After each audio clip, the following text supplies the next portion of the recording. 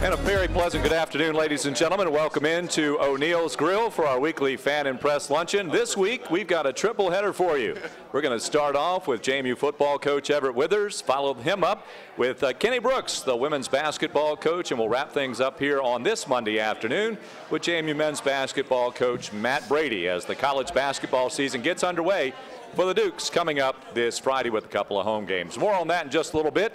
Right now, let's talk a little college football with the Dukes head coach, Everett Withers. And first of all, congratulations, Coach. The Dukes picked up their 7th win, defeating the Stony Brook Seawolves 27-24 this past Saturday. This was a game that was billed as the top defense in FCS against one of the top offenses in the nation. But what it turned out to be was, well, the Dukes defense throwing that shutout in the second half. And, Coach, tell us a little bit about, how things were different for you defensively in the first and second halves. Well, first of all, I'm going to say good luck to Kenny and Matt for I know they're starting their seasons, and I know they've worked really hard to get their teams ready to play, and good luck to those guys. I know Kenny had an exhibition game the other night and had some success, so good luck to those guys. I think that, again, a tale of two halves. We came out what I felt like was flat and a little sluggish in the first half, both offensively and defensively. I felt like our coaches, our players did a great job at halftime.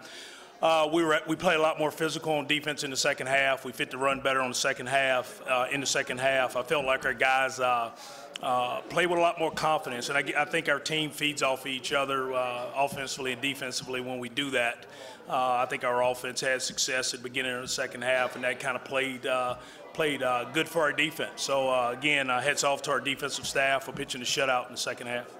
For Stony Brook, how did it translate from what we were reading statistically to the reality of how they played on the field? Well, very talented defense. They've got some very good up front guys that rush the passer to stop the run. Very good cover guys in the secondary and a tough physical group of linebackers. So that was, I would say, that was the best defense that we played so far in the conference. I think our offensive guys did, again, at halftime, did a nice job of seeing what was there for us, making some adjustments at halftime, and taking advantage of those things that we saw at halftime.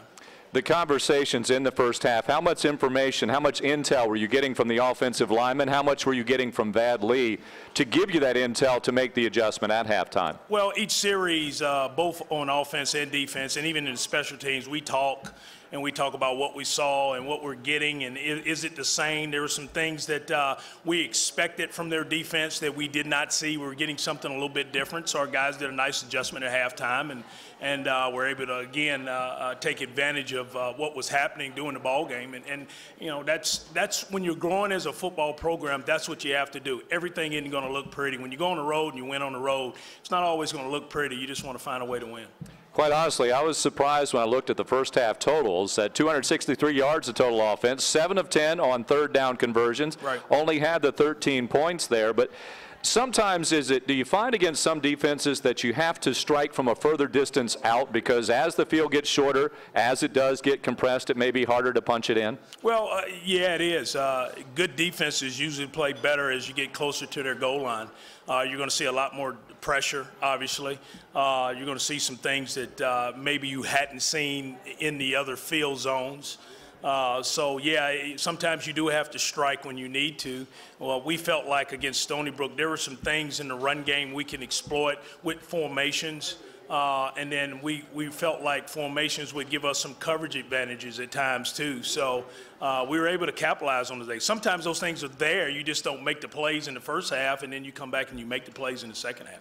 Vad Lee ends up as this week's CA Offensive Player of the Week. He guided your Dukes to 513 yards of total offense, right on par for what the Dukes are doing. He's kind of making it a very good vote in the postseason for potentially being the CAA's top offensive player. Well, Vad's playing at a high level right now, and again, I think he'll tell you.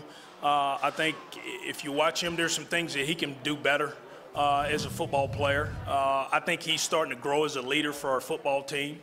I feel like our players have a lot of confidence in him, but he's making some plays, I think, because of his growth and what our offensive staff has done to make him feel more comfortable in this offense. Well, on Saturday, he does set 2 JMU records as he passed for 3 touchdowns. That sets a single-season mark, 24, breaking Michael Birdsong's record of a year ago at 22. He also broke Rodney Lander's total offensive record, as going into this weekend, Vad will have 3,352, and that's only through the 10 games where Landers had 14 games in 2008. A couple of other things here, then we'll turn it over. The fans seem to have a lot of confidence in the Dukes making adjustments at halftime. So are you getting that same sense even in the locker room with your players? I would think the fans have confidence. Certainly the players do. Well, that's good to know that your fans have confidence. Maybe that keeps them in the seats in the third and fourth quarter also. I hope that'll take a hold when we get back to playing at home. You know what? We come in at halftime, and again, we try to look at the score being 0-0 at halftime, no matter what it is, and then make the adjustments. There's not a lot of chairs being thrown at halftime. There's not a lot of screaming and yelling. There's not a lot of that. There's a lot of coaches getting together. We get together as a staff. We talk about what we need to improve on in the second half, and then we distribute that to our players. And I think our players have a lot of confidence in that our coaching staff has done a good job of understanding what's just happened, and then now we're going to fix some things and be better in the second half. One of the pivotal plays, the fake field goal there early in the fourth, and you get the play. Simeon Robinson makes the big play for the loss of 7. Did they tip their hand? Did you think that might be coming? Does your up-tempo offense put additional pressure on the coaching staff to make decisions like that? Sure. I think if you looked at their post-game press conference, and they felt like they had to gain some possessions. We also felt like we had to gain some possessions also because they do play such a very stingy style of defense. Yeah, I think it tipped us. The formation tipped us a little bit. The personnel, not so much, but the formation we saw. And our guys did a great job of adjusting to it and making a play. All right. One of the unfortunate notes that comes out of the victory is that you do lose Dean Cheatham, your tight end, who is playing well. Was playing well, receiving the ball, blocking for you.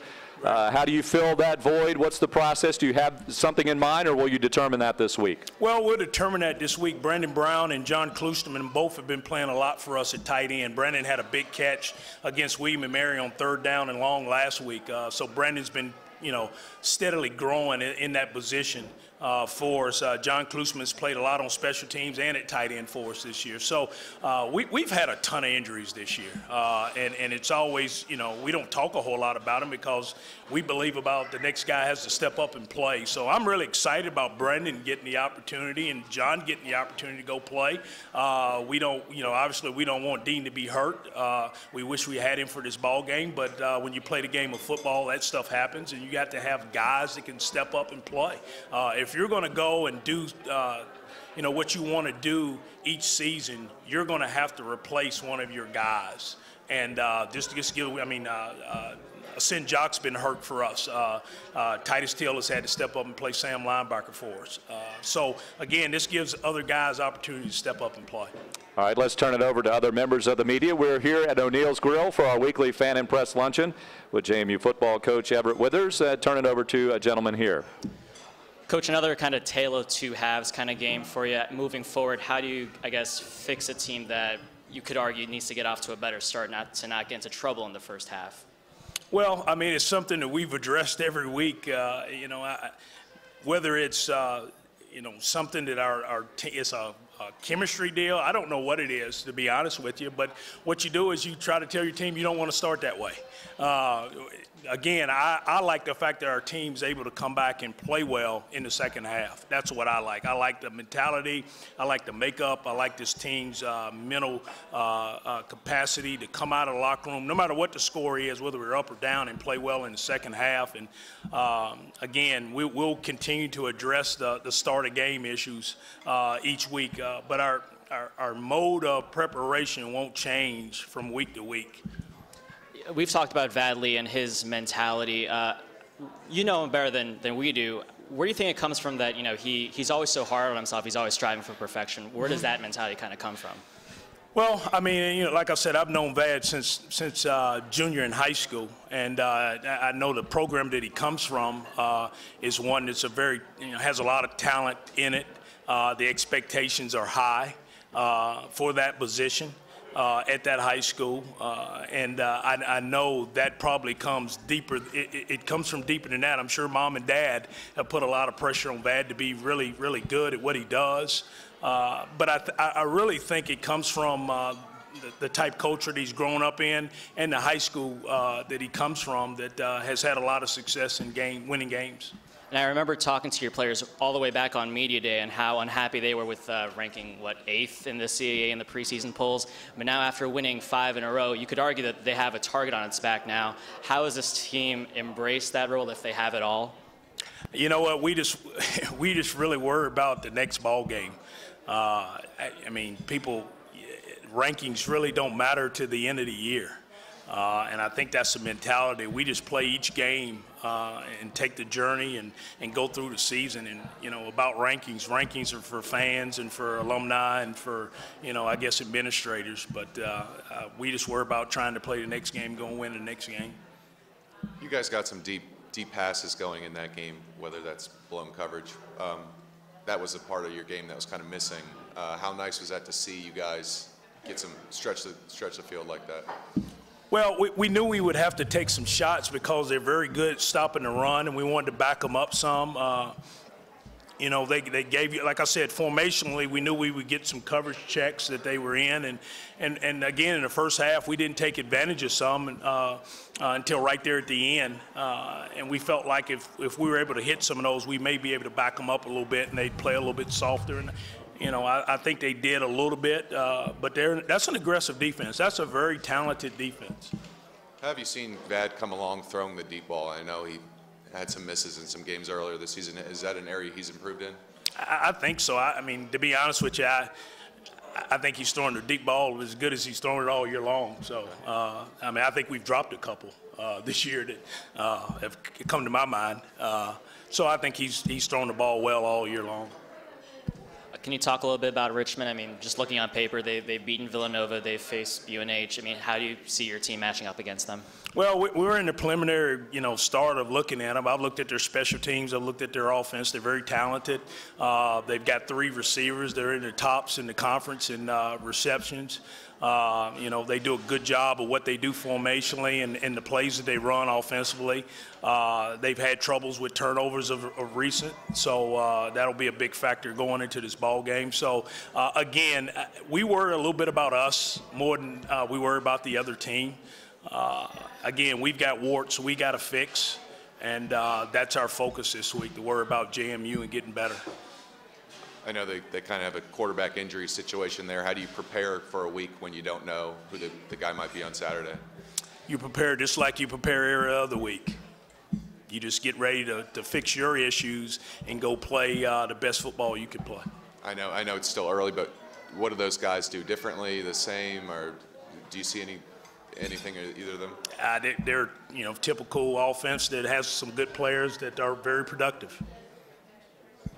You know, 10 and 11 weeks in, do you feel like this team and, you know, the way that you're going about it week by week, do you feel like your guys are in a great rhythm right now, just going about the day-to-day, preparing for each game?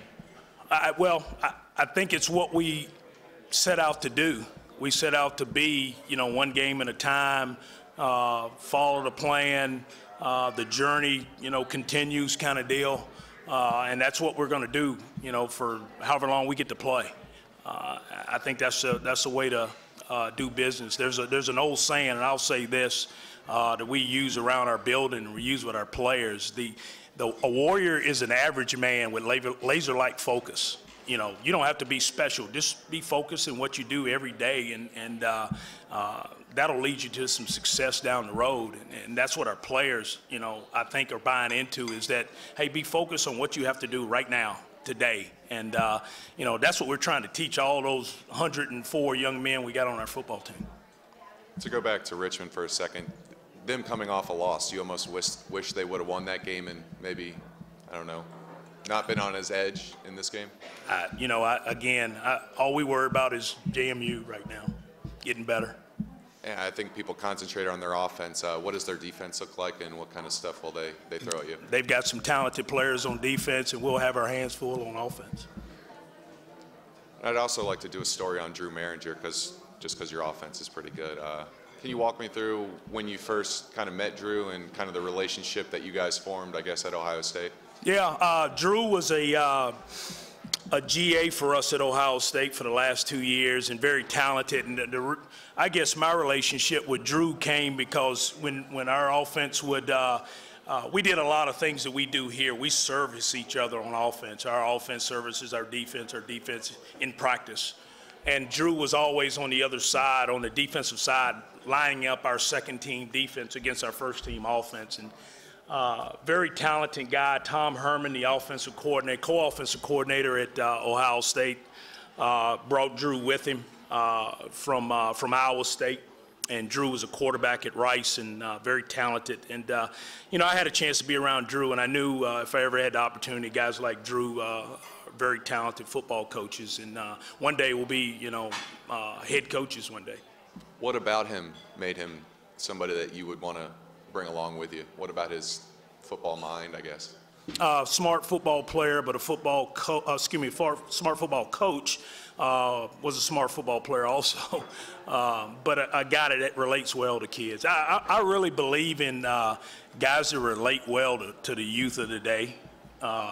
You know, I'm not into going to hire, I want to be the oldest guy on the staff, because I believe kids need to be able to see youth and people that understand them. And Drew and our entire staff do a great job of relating to our kids. Did you feel at all that you were taking a chance with him? He had never been an offensive coordinator before. Did that register with you? You don't take chances in life, you don't get to move forward.